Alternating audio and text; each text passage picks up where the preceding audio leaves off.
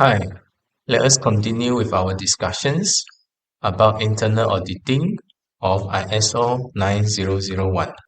Previously, we talked about methods of ISO 9001 auditing. So far, we have covered two methods. First is the review of documents and record. Second is the observations of processes and activities. Now we'll look into the interview with the process owner.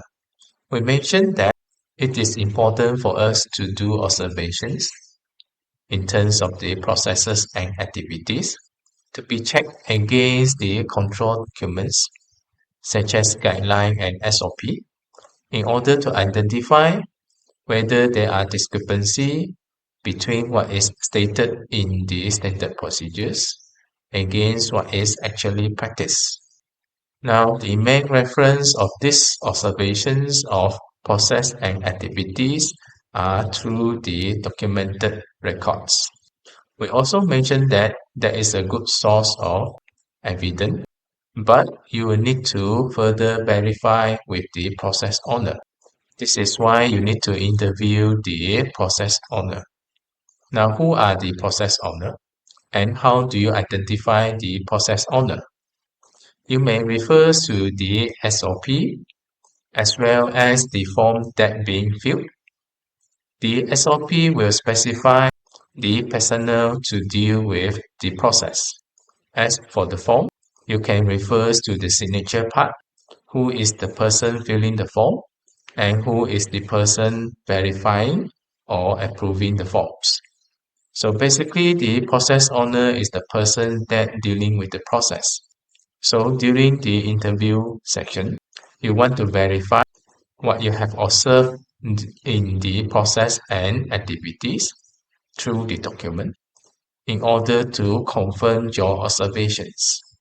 You can ask the auditees or the process owner in terms of the implementation process, how it was done, in order to verify whether they implement it accordingly.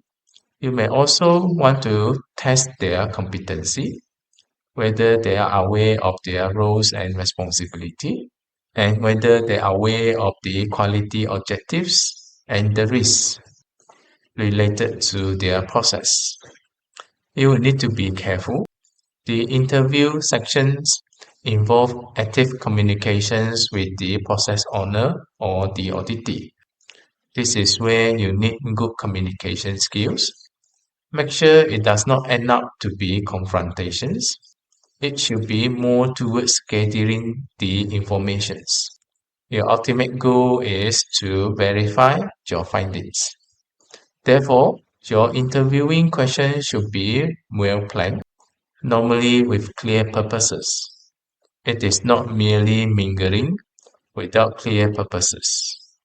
You don't have to give your opinion, or you should be refrain from giving any suggestions or even assumptions.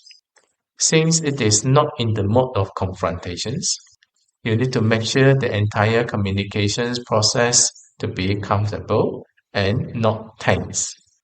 Normally, I do not recommend you setting traps in the questions in order to bait them, informing you something which allow you to issue NCR or OFI. Everything goes back to your attitude and how do you communicate with the auditees. You don't want to create an impression that you are trying to find their faults. To me, normally I will position myself being assigned as the auditors for the department, carrying out my responsibility, gathering informations in order for me to complete the task, and looking into possibility of improvements to make the process better. Now, if you communicate well with the auditees, normally you will get positive feedback.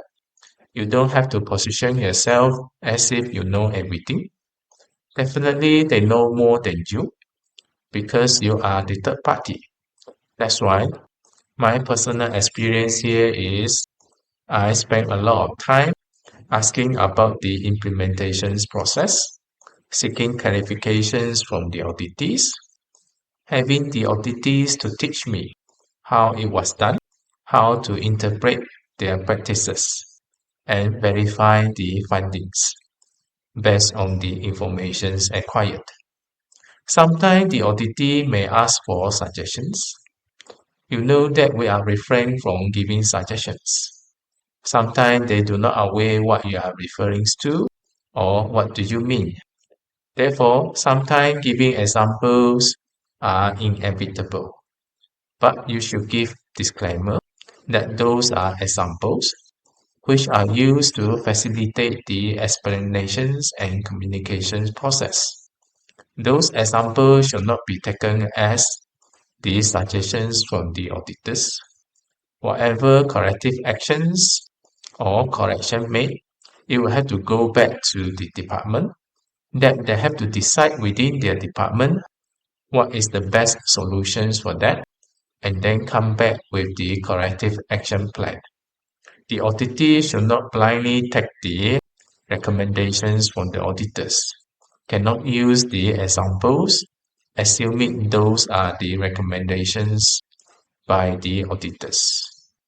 With that, you know that it is very important of having good communication skills, being sincere, respectful, and effectively communicate without misunderstanding during the interviewing section.